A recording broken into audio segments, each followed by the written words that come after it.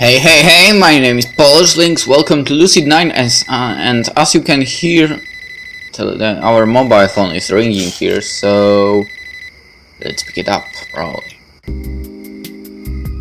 It's Shigure, as you can see. Okay, answered automatically. Hello? Where are you?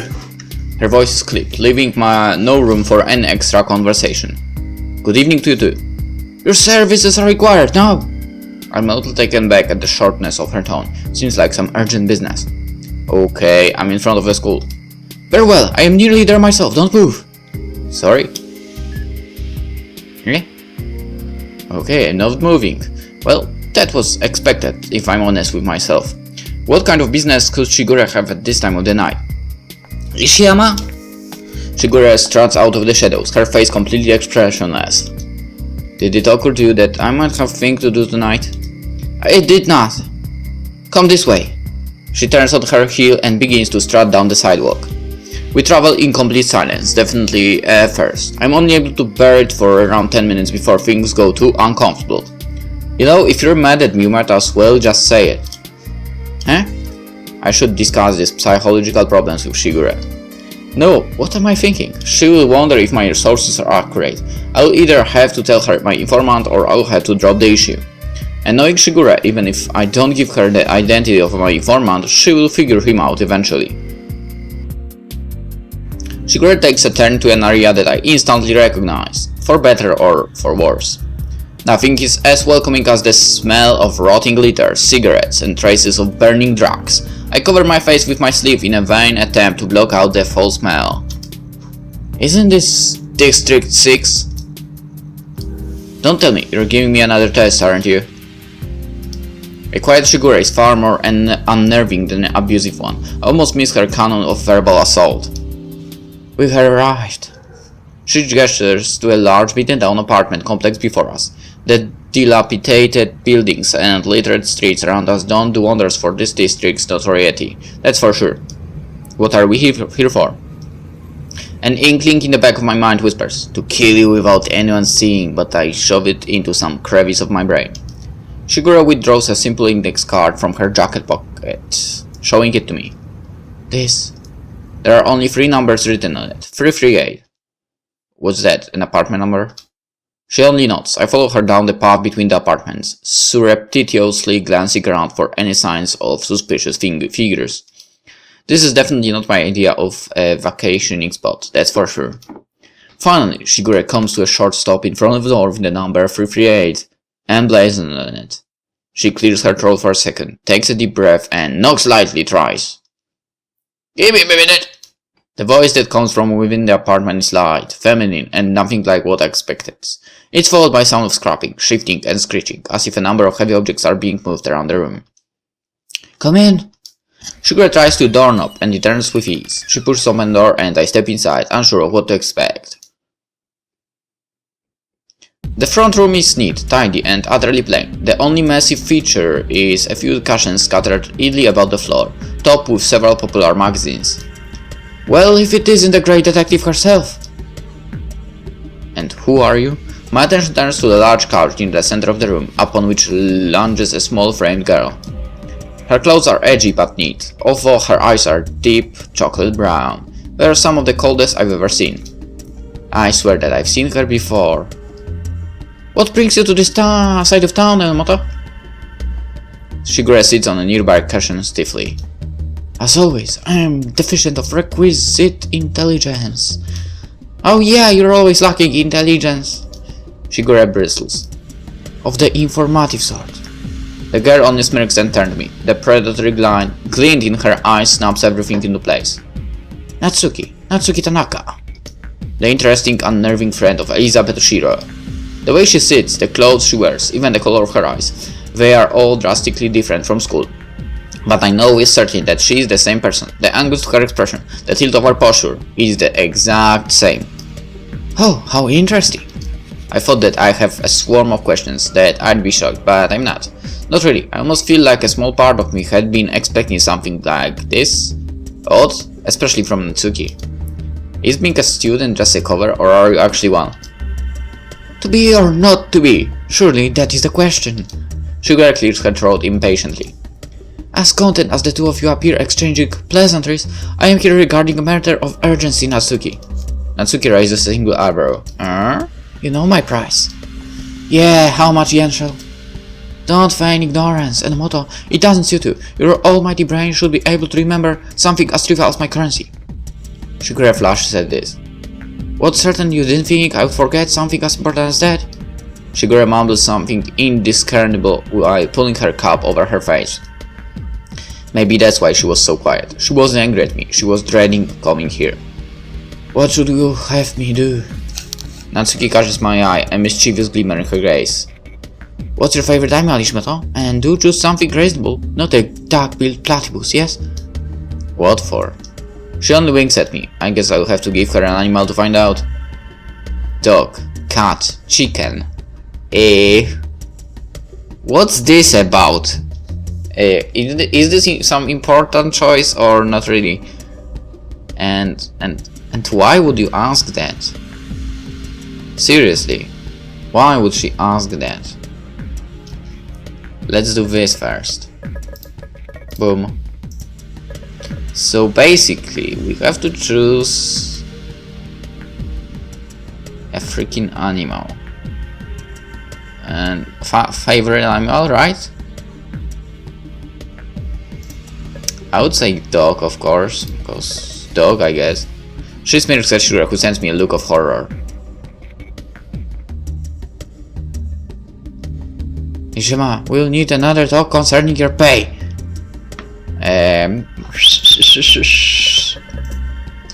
Natsuki chilly vanishes in the adjacent room. When she remembers after a few minutes, she's holding a full-size dog costume. Put this on, Enomoto! Well, I guess it's better than chicken! Grumbling, Shigure yanks the costume over her clothes and zips it up. Wait, what? There, satisfied? She really did put it on. Give me a nice loud bow wow! Bow wow?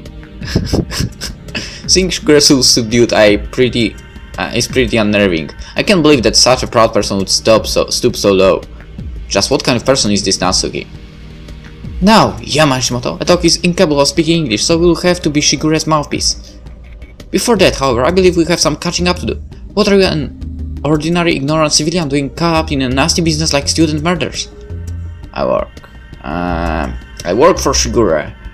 That's true. I want to fight what's right.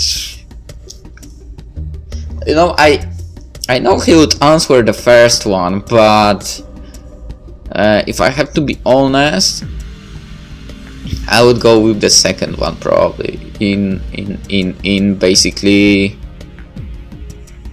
my own life choice, and so whatever. So let's go with I want to fight for what's right. But before that, let's save the game. Did I save? I'm not sure. Yes. I want to fight this. I want to fight for what's right, okay? How very noble of you. What is that, such a bad thing? If you're lying about it, yes. I know how boys like you work, Ishimoto. You're so afraid of being nothing that you will just do the oddest thing to stand out. Solving murder seems to be a good way to start, don't you think? What is even her deal? Isn't it precious, two useless fools bumbling around together? A washed-up, headstrong detective who is blinded at the first sign of murder, and an irresponsible, selfish teenager who takes nothing seriously. Isn't. At least we're trying to help. God damn it. At least we're trying to help. Let's go with that. You're right, we're still learning, but at least we're trying to help. It would be better for you to leave this to professionals. God damn it, I made the wrong choice. Okay, you can't exactly say that the police are doing a much better job. Please, the police are about as professional as taco selling clowns. Are you not aware of the pathetic state of their CCTV coverage? Why, one can hardly see anything that happens around the city. I'm sure Enomoto found this as an unpleasant surprise while she was investigating the school. Really, the students' obsession with privacy is just adorable. Think how easy the killer could be caught with a few more camera installations. Then who are these so-called professionals? People with knowledge. Knowledge is power. Hence why we want it. For what purpose? I'm gonna sell it. Like you. Ah, god, nah. Okay, that's obviously not the thing I want to choose, so I'm gonna help others, of course. I'll use it to save lives and stop the repulsive killer. How childish. I'd rather be childish than be a pretentious jerk. She only laughs at this. You're cute. Maybe I should keep you? Can I keep you, Yamamoto? I will not. She waves her index finger at Shigure. What are dogs supposed to say, Yamamoto? Whoa. God damn it, what is wrong with you, Carol? I think that means I can keep you. Her treatment of Shigure sends a spiral of nose straight to my gut. What a deplorable human being. I don't even have an answer for her. Natsuki evaluates my expression for a long moment, and something in her face changes slightly. Would you like a drink? Well, that wasn't a sudden at all. What, are you gonna poison it? That's a bit of a rude assumption. Not exactly a baseless one. I do show courtesy to my guests. Yeah, because you've been so very courteous.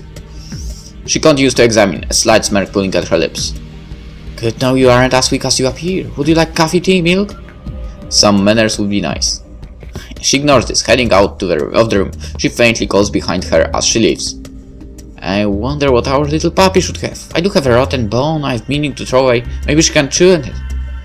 Shigure half said this, but keeps her mouth shut until Natsuki has completely left the room. Then she pulls herself over me, her voice low and urgent. Take control of the conversation, get the information. I can't stand much more of this.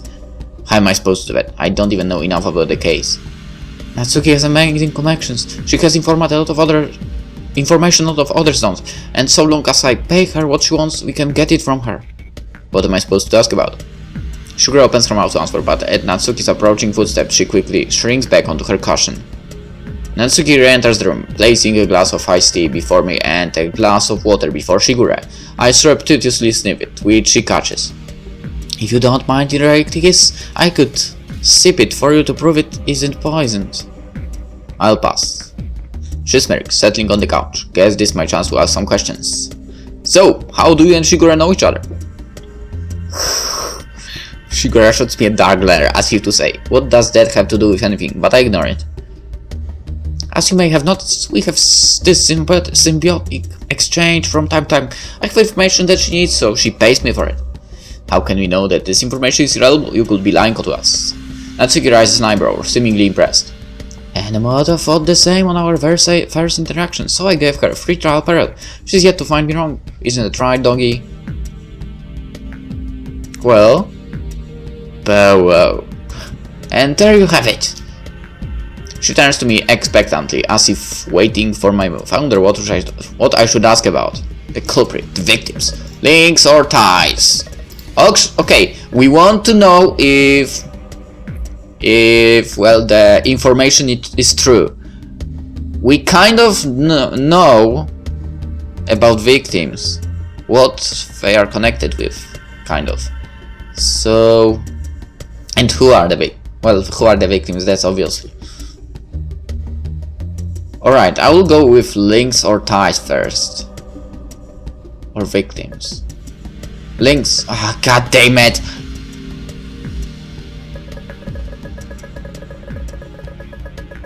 Actually, if we ask about victims, she might point out what are the links between all of them, so... Oh, damn. Alright, let's go with the victims first. Tell me about the victims then. There are 3 to date and the 4th one on the way. How do you know that? A criminal never stops until his goal is met or he's caught. If neither of those occur, there'll be a 4th. Do you know his goal? I know it is not met. The victims appear to have earned no rhyme or reason to their disappearances, but that is false. Everyone is simply looking at the wrong thing, including you. Which means? Well, instead of looking for a connection between the victims, it would be best to look for a connection with the killer. Which is difficult to do if we don't know who the killer is. Huh, I wonder. Actually, why didn't you do that? That's true. This topic is looking like a dead end. I need to try something else. Alright, let's go links or ties then. Is this case related to any other cases? Or perhaps there's some info that we can merge? Now we're asking the right questions. God damn it, I knew it! This was the correct one. You know, the two of you have been so exemplary that I'll even give you a trade. What do you say?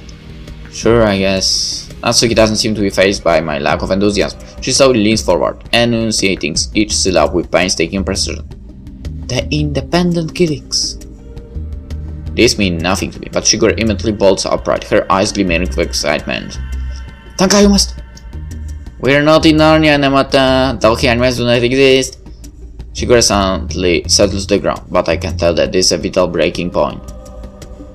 What are the independent killings? For the past 2 years, 2.5, perhaps there have been sporadic, brutal murders all around Isamu. Innocent civilians with no relation to one another were massacred in the most terrible deaths, left as bleeding corpses in the street.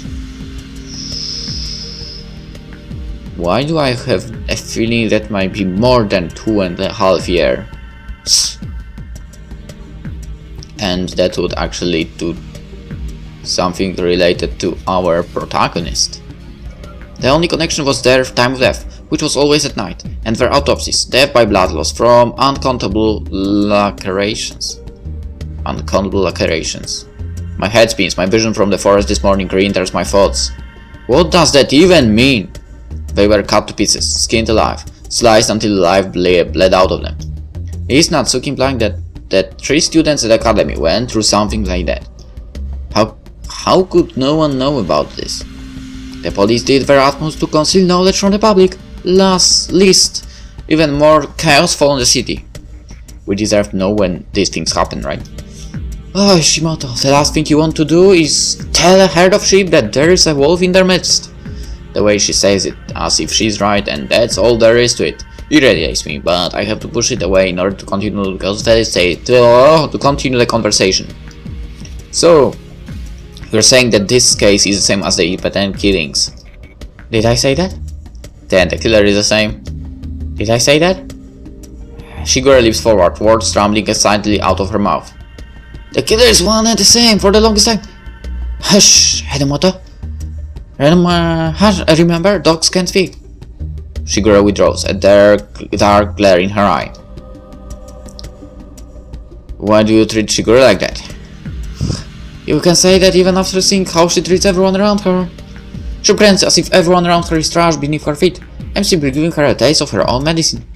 That's not exactly best line of logic, but I guess if I had power over Shigure, I wouldn't want her to forget in a hurry. Still, this method just feels wrong, even I have a hard time stomaching her treatment, and I'm not even going through it. It'd be better if I could consult her, I'm not sure what to ask. Then, how about something more interesting? Such as, she lunges against the couch. Well, for one, yesterday you were in most compromising position with Rui Hayata on the Ferris wheel. A bolt of ice plunges in my stomach. I thought she only knew general information, mystery information, crime information. How could she know about that? It seems there's quite an interesting story behind that. Who told you? You presume that someone needed to tell me in order for me to know? Did you access the security cameras? That's certainly an interesting possibility. Nothing she says is satisfactory. Nothing. How did you know? How do you know about that? The same way I know that you were in District 6 3 nights ago on the most ridiculous capacity test. The same way I know that you watched a most entertaining, albeit mindless robot fight at the theme park. The same way I know that your apartment key code is the frankly pitiful 14789. She pauses, her eyes glittering in amusement. Womanly intuition. She's insane. I make it my business to know everything, Ishimoto. I hope to speak past my dry throat. No one can know everything. No one. You're right, I just know everything that matters. I raise the glass of iced tea to my lips, but my hands are shaking. Why are you telling me this? Because, well, I have a little message for you. She gently rises to her feet, but her eyes have regained their cold sheen. Back off, Yama Ishimoto, you don't know what you're dealing with. She grabs the glass from my frozen hands and heads to the kitchen. Don't forget the animal on your way out. Shigure, who's sitting with a mixture of rage and humiliation, promptly rips off the costume. Tanaka, you're with her. Natsuki swiftly whips around, staring Shigure dead in the eyes. Then, in one fluid motion, she stuffs something into Shigure's pocket and whisks into the kitchen. Shigure stares at whatever Natsuki gave her, then motions sharply to me. Ishimoto, we're leaving now! What? What? I don't even get a say as I'm forcibly dragged out of the apartment and back to the street. We staggered into the cutting night air, out of breath and stopped over in a shock. I take a moment to gather my thoughts before I can force out any words. Why did you bring me here? To be miserable, to show me I was in over my head, to give me yet another reason why I'm an incompetent subordinate. I can't handle her alone. I don't think we handled her together. Actually, that was the most bearable she's ever been. Either my Shigure translator just became embedded in my subconscious, or this woman is speaking like everyone else. Not only that, but she actually gave a compliment that wasn't backhanded. Who is this impostor? And what has she done with Shigure? Nevertheless, Ishimoto, you're fired. Wait, what? Did she just call me by... What? Wait, she's firing what? Yeah, I'm firing you. You have fulfilled unnecessary services. I no longer see reason to expend resources on a useless assistant. She seems almost back to normal. Almost. But it's too abrupt for me to believe that she's being genuine. If you interfere with my work, I will have you detained. I have connections with the police. I would prefer not to use it, but I will if I must. Why? Oddly enough, Shigure seems to falter this simple inquiry. It's for your own safety. You must trust me. Trust. That's a nice word. And this has nothing to do with Natsuki's warning on how I should stay out of this. Truly, you were my assistant for a reason. What's that supposed to mean? It is of little consequence. You were fired because you no longer fit the job. I clenched my jaw to hold back a pulse of anger. Which was basically being an errand boy. Pardon me if I fail to see the extensive qualification that an errand boy needs to fulfill. Let me tell you my own theory, huh? The independent killings, you know an awful lot about them, considering that they are supposed to be hidden from the general public. You were involved in those cases in some way, weren't you?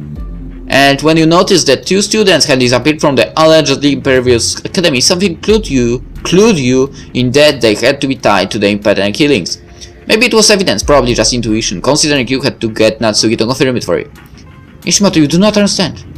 So, you saw that students were disappearing from the academy, and 4 days ago you decided you needed to get inside and figure out for yourself what was happening. But security is tight. You couldn't hope to just snoop around unless someone willingly let you in.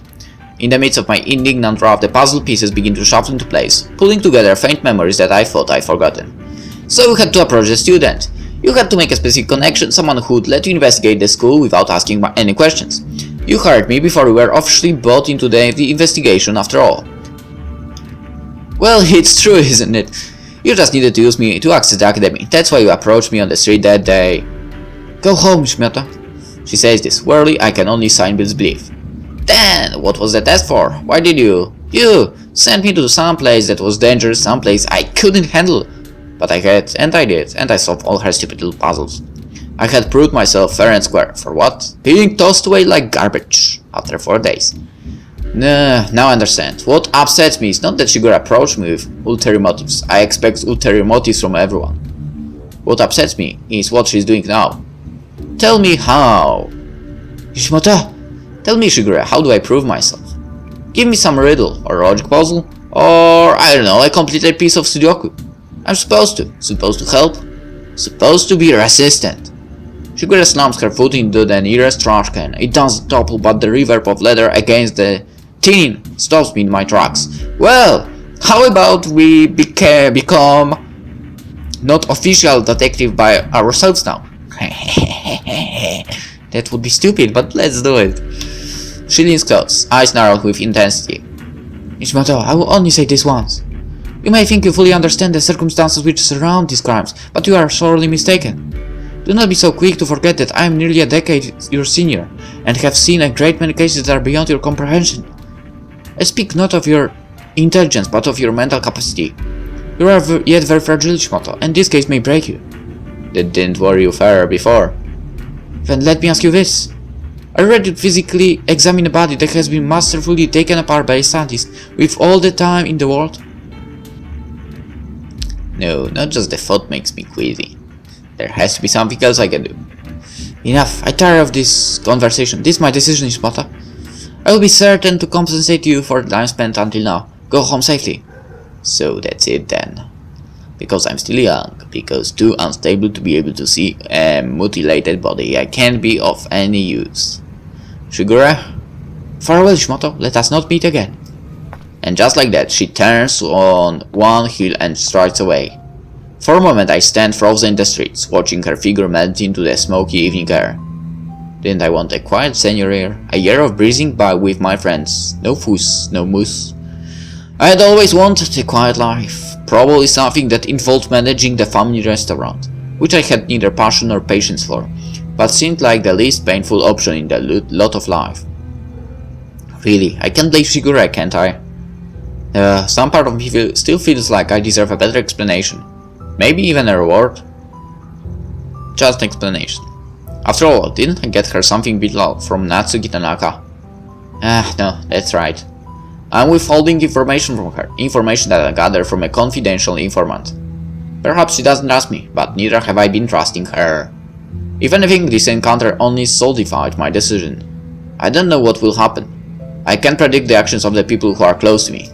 All that's left is to look around and keep digging, try to pull things together myself, even if I'm just a random student at a random stuck-up school. Which means I need to start with anything weird that's happened over the past few days. Weird? Such as emails from unknown senders sporadically popping up. Pretty convenient timing when I think about it. Maybe I should just send something random, see how they respond.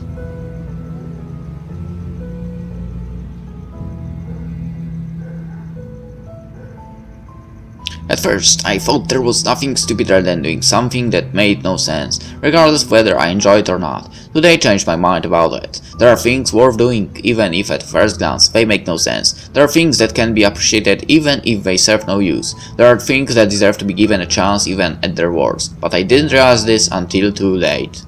Sent. Now, to head back home and get some rest. Guess it's been a long day. I dream of pools of sludge and laughing bones and shards of glass splitting across the edge of my skin.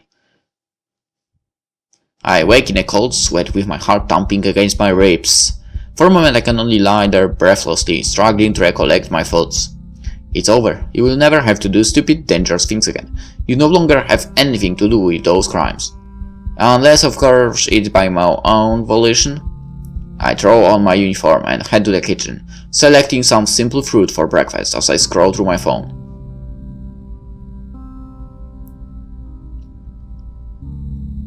It's Monday. Okay, looks like I have another email from Mystery's Crimson Crusade.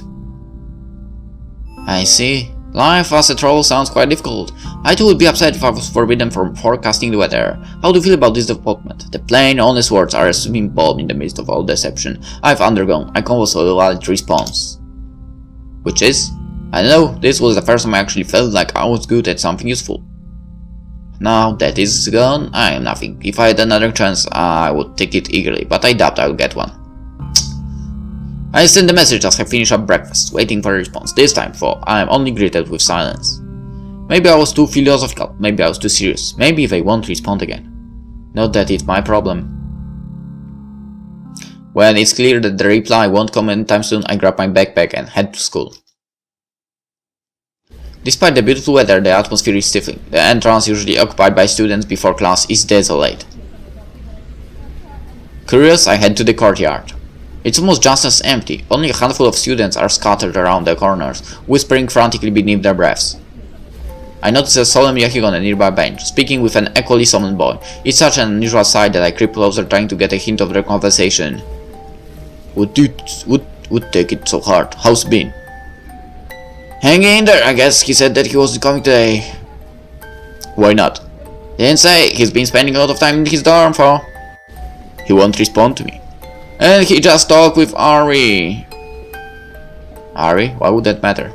Come think of it, Ari has always been surrounded by rumors, even before people accused her of being the source of her disappearances. If I remember correctly, it wasn't that she caused the disappearances herself. Rather, she supposedly emitted this aura of bad luck that indirectly led to their misfortunes. Pointing fingers is usually necessary, but this is getting weird. She talks to Midori, and Midori freaks out and disappears, and it's Toma who freaks out and also disappears. Even Akane. And Shoji too?